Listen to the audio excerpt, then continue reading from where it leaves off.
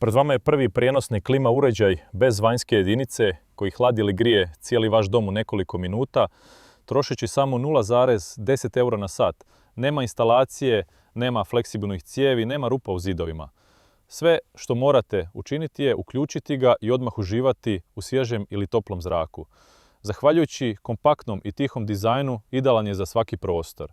Zahvaljujući njemačkoj tehnologiji s inteligentnim izmjenjivačem topline, troši manje od šalice kave i smanjuje temperaturu na 18 celzija u samo 20 minuta.